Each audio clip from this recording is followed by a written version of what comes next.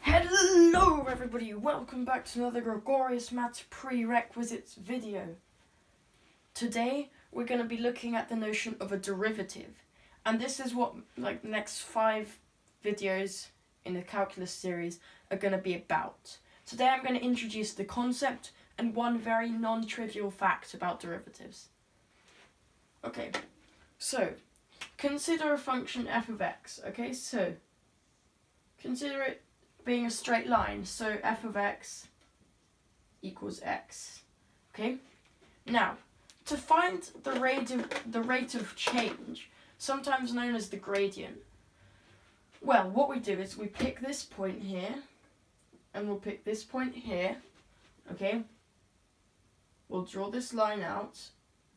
Okay, call it the change in x. So we find the change in x, which is denoted delta x. Okay, that's capital delta, the Greek letter delta. Okay, it's used for denoting rates of change. And delta y. Okay, now to find the rate of change, or the gradient, okay, we do rise over run. So delta y over delta x. Okay, now the point of a line, something that defines a line, is that the rate of change everywhere is the same. Okay, say for example f of x equals x, the rate of change is always going to be 1. Okay, it's just a straight line. However, what if we consider something, how about we don't consider f of x equals x, but f of x equals x squared. Now this function will look like this, something like that, okay? Now, how do we find the rate of change? How do we find a general formula for the rate of change? Or, this is a bit of a paradox, okay? This is very paradoxical. But derivatives, they harness the power of 0 divided by 0. This is something called an indeterminate form, and I'm going to go over this in quite a while, okay? But derivatives harness the power of 0 over 0.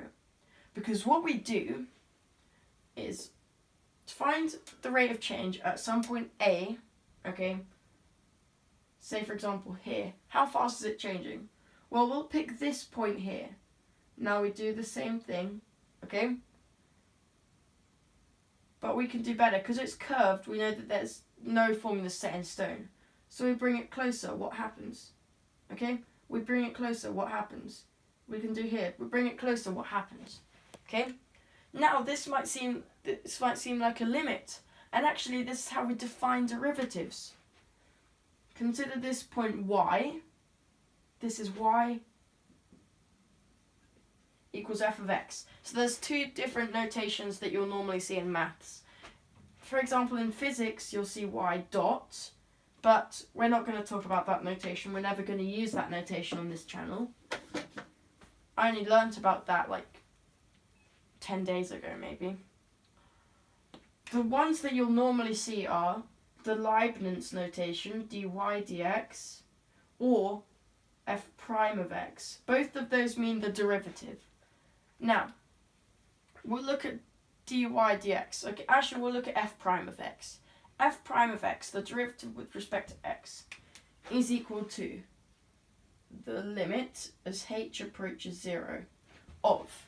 Now, h is the change in x, because the change in x is getting smaller and smaller. We're picking points on the line and bringing them closer and closer to a. Hence why h is going to 0. Now remember our delta y over delta x. So the delta x is going to 0. So the bottom is going to be h. Now, why? Well, we're getting closer and closer and closer. So actually, what we're doing is we're taking f of x plus h minus f of x over h, and we're taking the limit as h goes to 0.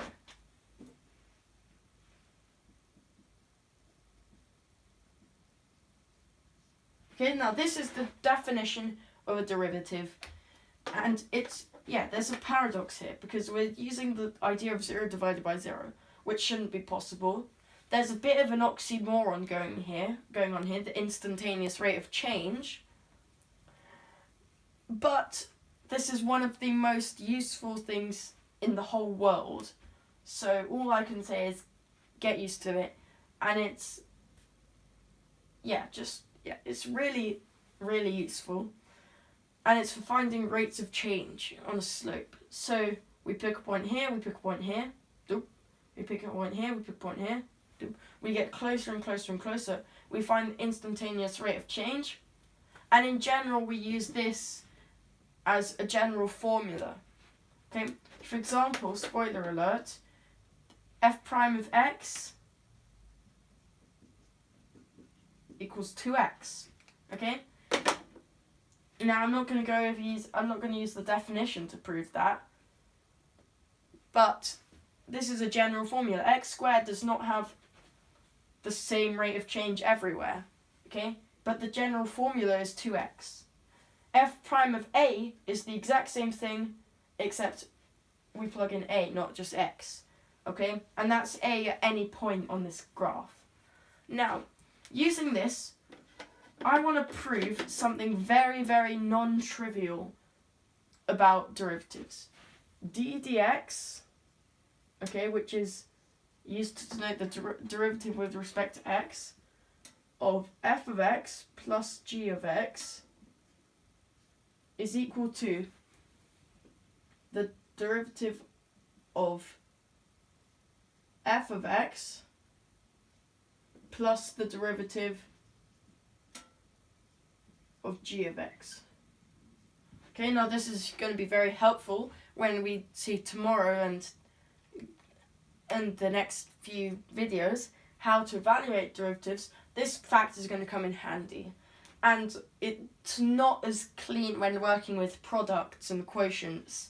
So don't expect f times g of x to be derivative of f times the derivative of g of x. However, it does work for sums because this right here is equal to the limit as h goes to 0 of, well, this f of x plus h plus g of x plus h minus f of x minus g of x all over h. Okay, this is the definition. Now, this equals the limit as h goes to 0 of combining stuff and using the commutativity of addition. This is equal to limit of f of x plus h minus f of x all over h. Okay, and then plus the limit as h goes to 0 of g of x plus h minus g of x all over h. And remember that this is equal to the derivative. This is the definition of the derivative of f with respect to x, and this is the definition of the derivative of g with respect to x, which is equal to f prime of x plus g prime of x. Okay? Thank you guys for watching. That's it.